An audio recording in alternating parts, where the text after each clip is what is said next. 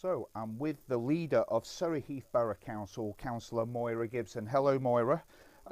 Now, we decided to do this Facebook Live Q&A really to give residents a direct access to you and more or less ask you whatever they want within the I suppose the areas of responsibility that fall within you as the leader and the council that you lead. So we've had a couple of questions in ahead of time, so we'll read those out, and then as people join, if they want to ask a question, just type it in the comments, and we'll be happy to read those out and get you to answer them. If you are watching this live, please do share the feed to your timeline and let your neighbours, friends know that we're doing this. If you've got anyone in your community who has a particular interest in the council and what goes on, do tag them in. So let's get straight to it. Now, the first question I'm actually going to read out was not in relation to this. It was in relation to the video that we launched when we set up your Facebook page. It's from a guy called Darren Type. He actually lives in my constituency in Deach, and Darren was talking about the predetermination. He basically said, very good and informative post apart from predetermination. All that this is telling us is that decisions have already been made, but councillors have to be careful that they don't let the cat out the bag. LOL. He's wrong, isn't he? He's wrong. Very often councillors don't know what a recommendation is going to be from the officers on any decision they make. And all this predetermination is trying to do is to make sure that it's not a foregone conclusion, that all councillors are able to be there and to take part and change that decision if they think it's the right thing to do. And the way they can do that is by not falling into the predetermination trap. And sometimes it's actually quite easy to do.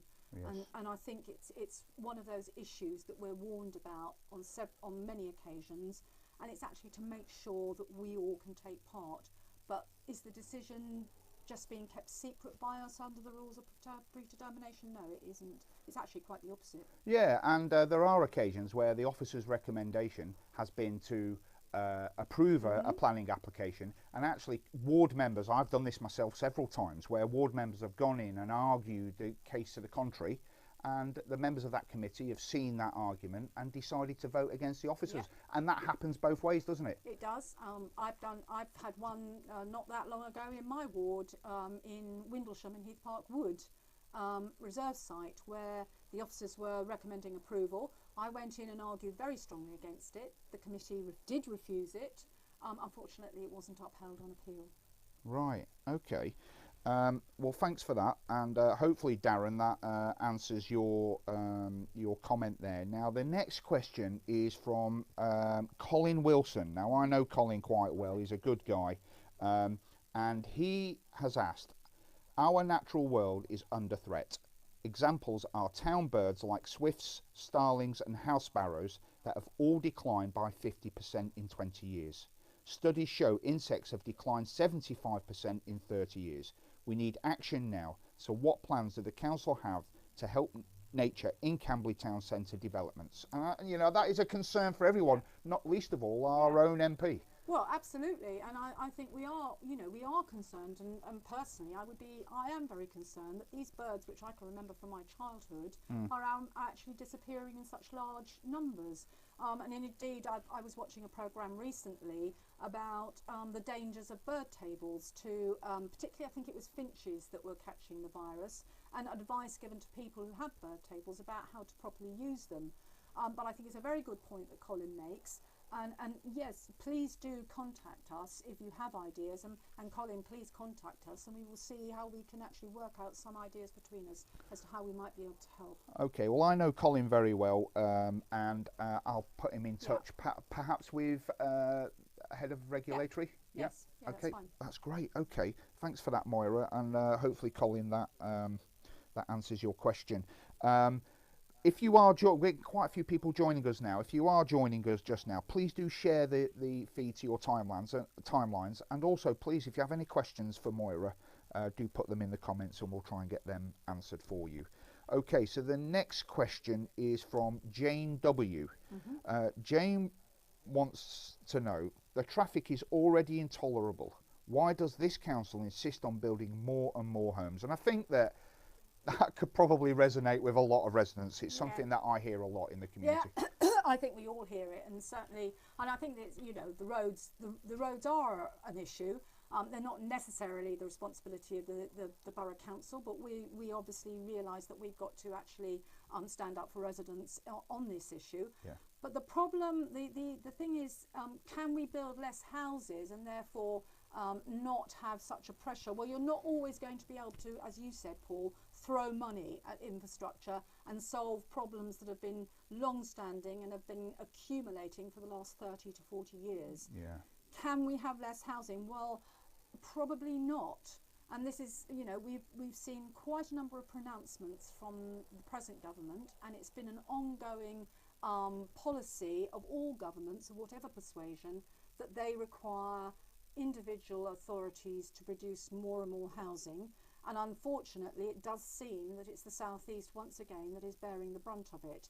Now, Carry on. if we could refuse housing, but I just mentioned a few minutes ago, in my ward, Yes. the developer can go to appeal and it can be overturned on appeal, and then we actually, to a certain extent, lose control of how we actually can manage that housing. But I'm afraid it is policy at the moment that the South East, as I said in particular, is going to be required to produce more and more housing. And what we're trying to do is manage that as best we can and try to get as much in infrastructure monies to try and address some of the problems. We're not going to address all of the problems, and we're not going to solve some of the long-standing issues that have arisen over the last 30 to 40 years. Yeah, fair enough. Okay. And I suppose as well, just to add to that, money's not always the answer, is it? No. You know, you know, there's sometimes if you can widen a junction, only if there's room to widen the junction. And often residents' view is, well, why don't you put a roundabout in? And that seems to be quite a popular thing, roundabouts. And, you know, I think, I'm not a traffic engineer, but one, it's actually quite expensive to put a roundabout in, and it may not be able to be shown that development has caused the problem that requires a roundabout. So you may not even be able to ask the developer to provide the total cost. But also, engineers sometimes have different views. It requires quite a lot of land to put a roundabout in. And often where residents think, oh, a roundabout will be a good idea, and I might think a roundabout will be a good idea as well, engineers will come and tell you, well, actually, we haven't got sufficient land to put one in. Okay, fair enough. Now, again, more people are joining the live feed. If you have any questions, please do put them in the comments. We would love to hear from you and read out your question. And by the way, I'm ever so sorry about the light shining through across Moira there. In her office, it's probably one of the best views, but the sun is shining right through her window, so I do apologise. It does that at this time of night, I'm afraid, but I suppose we shouldn't complain. Fair enough. Now, Trevor Hogg. Now, I know Trevor, another good guy, very good community activist on the Old Dean, done a lot of good work in the community. And Trevor wants to know, what action is SHBC taking to encourage empty shops like those in the Old Dean to be brought back into good use? Yeah, and that is a great concern. And we've, you know, I think the Old Dean in particular has been suffering and been a concern for some time. But it's not always easy to solve the problems. You know, we don't control those properties, we don't own the properties, and we don't therefore necessarily have the control, if you like, over the landlords to encourage them to perhaps lease it for a lesser rent. Sometimes landlords may take a decision that it's better to have a shop property empty than to lease it at a lesser rent. We have looked at how we can help with the rates issue and encouraging people to take up empty shops, but at the end of the day we can't, it's difficult to manipulate the market, and we find the same problem in the high street as well. Sometimes the rents are too high for people, particularly independent retailers, to come into the high street. We can try and encourage it and encourage a look at how we levy the rates on it, but it is quite difficult to manipulate the market, and possibly some people might think that it's not a borough council's role to do that.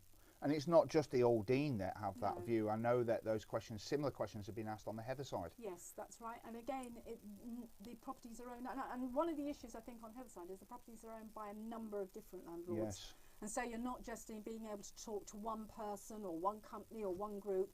You're actually having to try to talk to quite a number of different people, and often individuals who sometimes are quite difficult to reach. So Heatherside is another one that we are aware of, and I know that the local councillors are very keen to try and do something about the Heatherside arcade, but it's not always been easy. No. Okay. Now the next question is from David Chesnew. Now David actually asked 10 questions. I think he's watching. I know Claire Chesnew's watching live. But if there's time, we will read out all your questions, David. But I've got 2 here that I'm going to read out for sure. And if there's time, we'll read out the rest of them. So his first question is, what does the role of leader involve over and above being a councillor? The general meaning of the word leader is obvious, but can you give us specific examples, please? I can give him a few. Yes, okay. I'll start. Yes. You can join in if you like. Well, when I'm asked what's the difference between the mayor and the leader, I always say that the mayor's like the Queen and the leader's like the Prime Minister. The leader has the sort of political, if you like, steer and not control, but the leader has the responsibility to actually give effect to the political steer on the council. And that means actually chairing the executive. It means going to representing the council outside the council. So I sit on a number of different boards, and I sit on things like Enterprise M3, Leaders Board. We have a Surrey Leaders Board as well. Things like the South East England district councils and all councils. So it's actually about giving that political steer. So what would I do? Well, if we take the town centre, for instance, it is my responsibility to actually steer that whole project forward. And it's not always easy, and it's not always easy to actually deliver everything that people want. But what the leader's responsibility is to try and deliver as much of that as is possible, and deliver it in the timetables that we have. Not always easy when you're dealing with development. And as regards councillors, well, it is the leader's job to chair the group meeting, but if you've got a majority group, and it is the leader's job to make sure that those councillors are giving effect to what the majority group wishes, because we are a political organisation. And it's also the leader's job to deal with councillors who may be stepping out of line, not because they've disagreed with a decision of the majority group or they disagree with the decision of the leader, but because they're not acting properly in accordance with the code of conduct. So if there was those sort of issues, the first person the monitoring officer would come to would be the leader. Okay, I think you answered that really well. Thank you, Moira.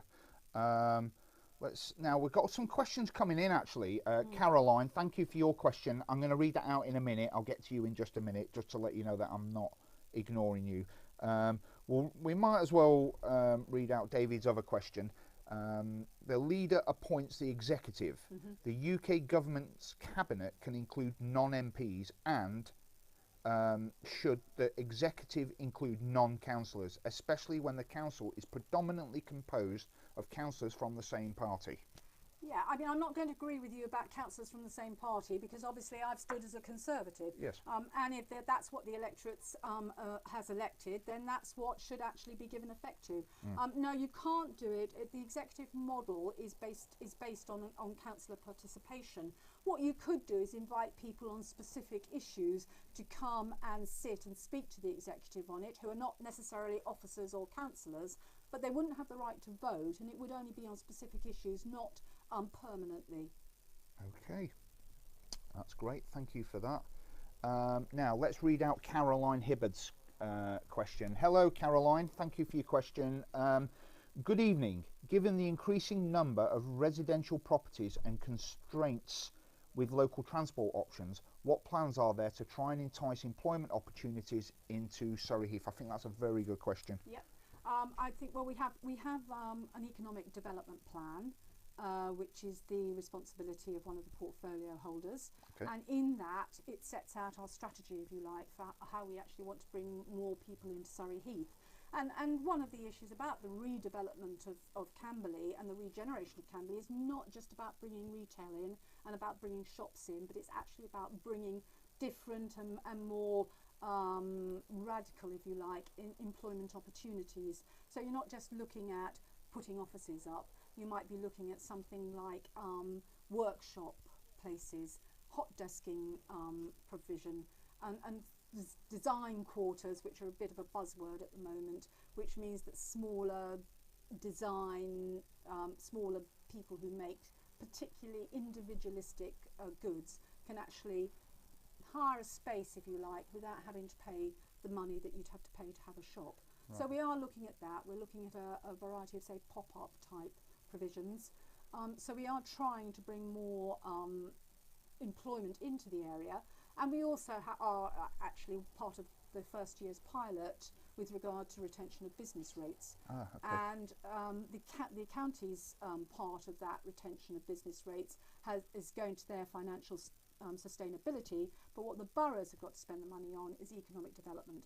So that is one of this, when we get the money, we haven't actually got it yet, but when we get it, then there are a number of projects that we will be putting forward to actually try and spend that money and spend it for the benefit of the borough and the residents. And am I right in saying that when the council applies for funding through people like Enterprise M3, one of the criteria is actually that it stimulates employment? Absolutely. You have to show how it stimulates employment. You have to show particularly how it stimulates the ability to roll out the skills agenda to particularly to young people. So yeah, that is one of the criteria. So every time you put a grant application in, that is one of the issues that you have to think about and would actually appear in the grant application. Right, well that's great. I hope that answers your question, Caroline. Thank you very much for it.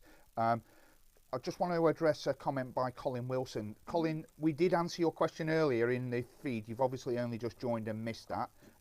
So when you watch the recording later, the answer to your question is there, but the leader did answer that. Great. So next question is from Mike Tierney. Who do you and SHBC report to? Well, I suppose you know there's quite a few strands to that one.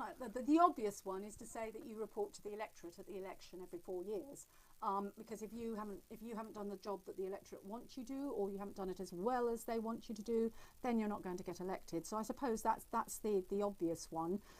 Do the borough council report? Well, the borough council have to abide by the legislation and by the rules that the government lays down for us. We can't ignore those. So to a certain extent, we are reporting to them in that way. For instance, in the pilot that I was talking about, the rates retention pilot, we have actually to show, we've got to give evidence back to them that we have actually spent the money as we said we were going to spend it. Do I report to anybody? Well, I'm responsible to my own individual electorate in Windlesham. I'm responsible to my group. Do I report to anybody on a day-to-day basis? Well, no, but you wouldn't expect the leader to do that. No, okay, great, thank you very much. Just to answer Trevor Hogg, who's just said, can I move the mic nearer to you because you're fading out? Don't worry, you don't need to do that. Okay. I have actually turned the level up on my mixing desk here. Right. Trevor, if you're still struggling to hear, let me know. Now, I've had some direct messages come through, which I'm not going to read the name out of the people who have left these messages because I haven't actually got their permission to do that. Right, okay. As it's come by direct message rather than on the public Facebook page. Right. So I'll read the questions out. What is the borough doing to make sure that those who subscribe to the Garden Waste Club actually get a good service? The start has not been promising. No, and I think that's been totally accepted both by the council and by Amy. And we have put together a committee, well, a very small number of people from Amy and ourselves to actually talk about this process. Yes. I have to say that the majority of the rest of the waste collection service has actually been quite good. There have been the odd bits which haven't worked as well as we would have liked them to have done, but with a new contract I think you would expect that. But I think we totally accept that the Garden Waste Club has not worked well. for various reasons. But I don't want to use that as an excuse. But we are very keen that it does actually start to work, and starts to work really well in June. Yes. And we are putting together a group of people who will have direct responsibility for that. Yeah, and I think it's fair to say with any large operational change such as this, there's always going to be teething problems. That's not an excuse. I know it's not an excuse, but I think that most people understand that. Okay, so let me just read Caroline's, lost my connection. It's part of the answer. She'll watch back later. Okay. Caroline, no problem at all. And if for any reason you can't view that, let me know. Drop me a line and I will get that answered for you on an email. Okay, so the next question. At the moment, all new residential developments allow 1 to 1.5 cars per household. This is great in theory, but terrible in practice. Can we look at more realistic car ownership figures, given that public transport is almost negligible in Surrey Heath? Yes, right. Well, I would agree with that last bit, and I'm one who travels by You public do, don't transport. you? I do. Probably the only councillor that does, actually. Yes. So I would agree, but it is subsidised, and we have to accept that the county are under huge financial restraints. So it's probably not going to get any better. I think there's only one route that actually makes money, and that's the number one. Okay. But the wider problem, we don't set the car parking standards for developments. That is set by Surrey County Council. So I think there will be a number of, probably all councillors, who would agree with you actually that it is probably not the most sensiblest of targets that we could be given, of only 1 to 1.5, because I totally accept that's not the normal ownership of cars in Surrey Heath. But unfortunately, that is their criteria. Now, if we try to insist on a greater criteria and the developer refused it, we can negotiate with the developer, and often we do try to negotiate more car parking.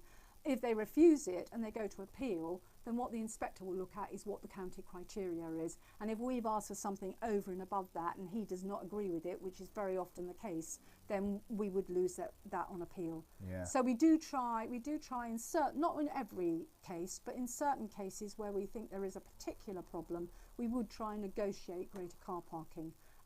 But it can't be it won't be the norm because of this criteria. Okay. Okay, thank you for that. What else have we got here? Okay.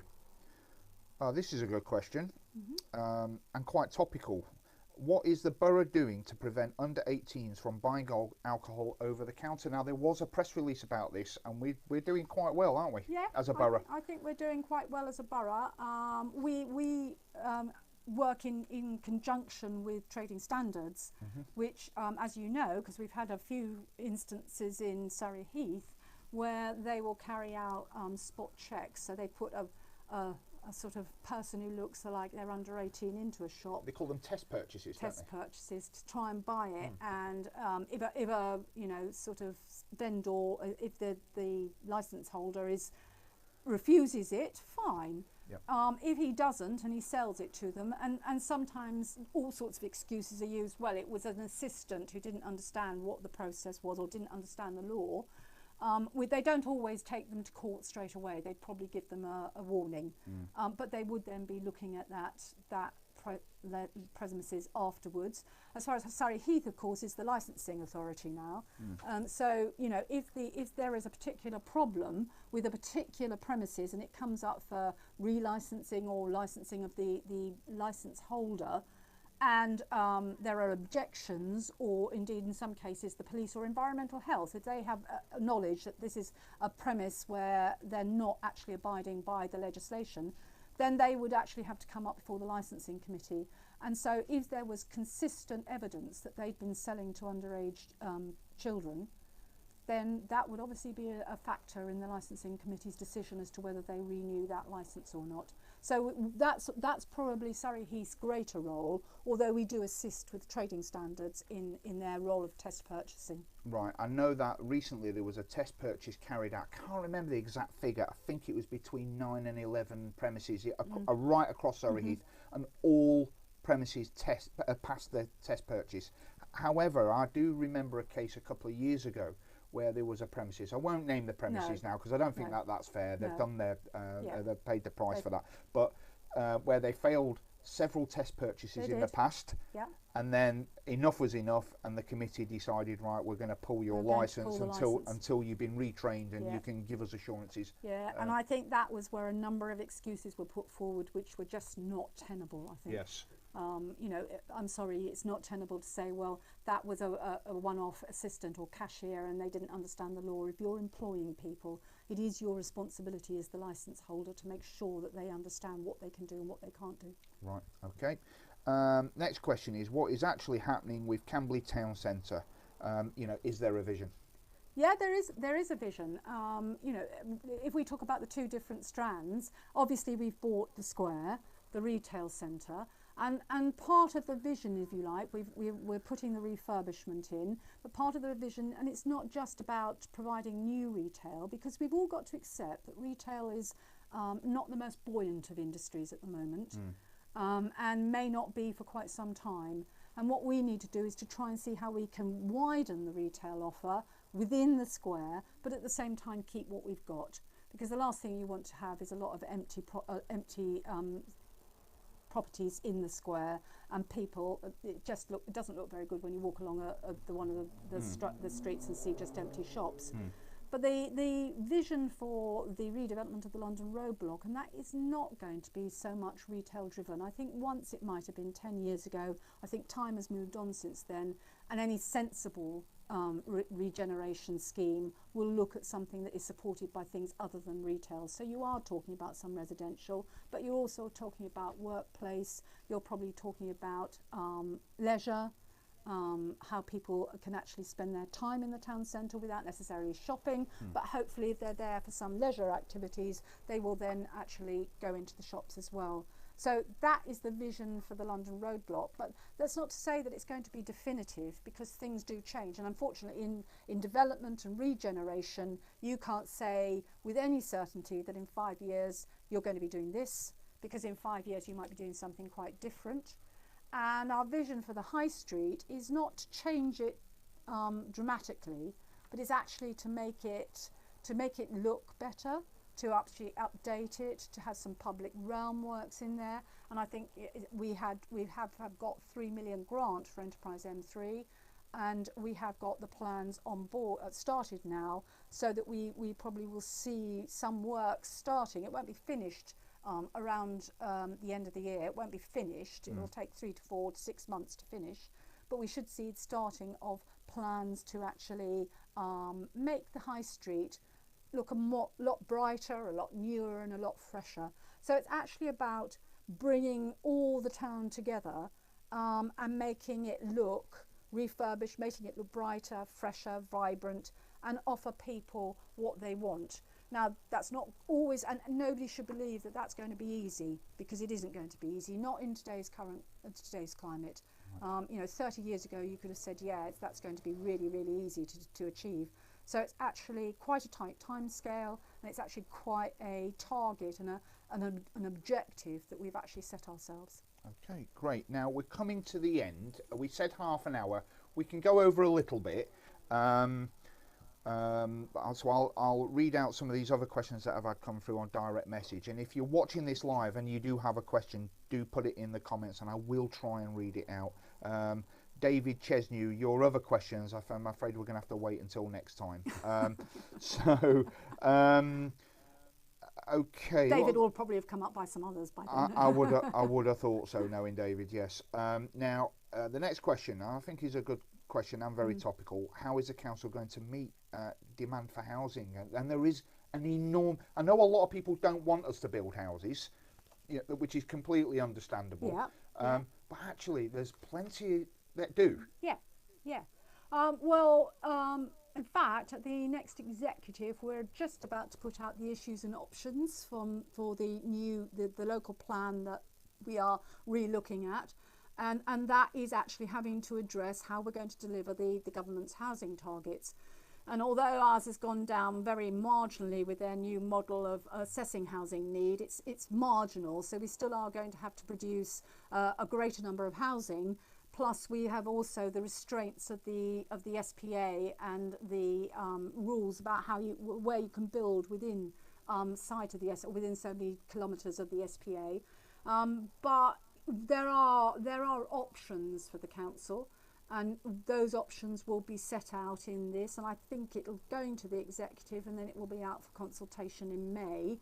And that will be people's opportunity to feed back to us whether they do actually agree with more housing being provided, where they agree with how we're going to provide it. But one issue which has to be seriously looked at, and will be seriously looked at by the inspector, is that because of our constraints, we're in what is called a housing area.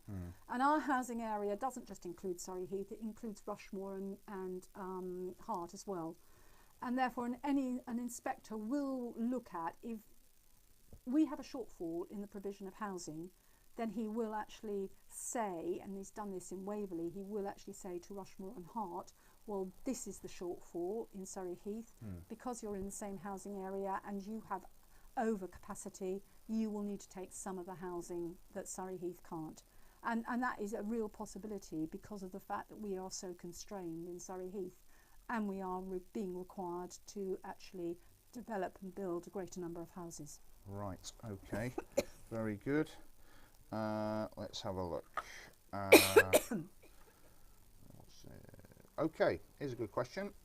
Some of the borough's play parks are looking a bit tired. Is there a plan to refresh them or build new? What about stuff for over fives?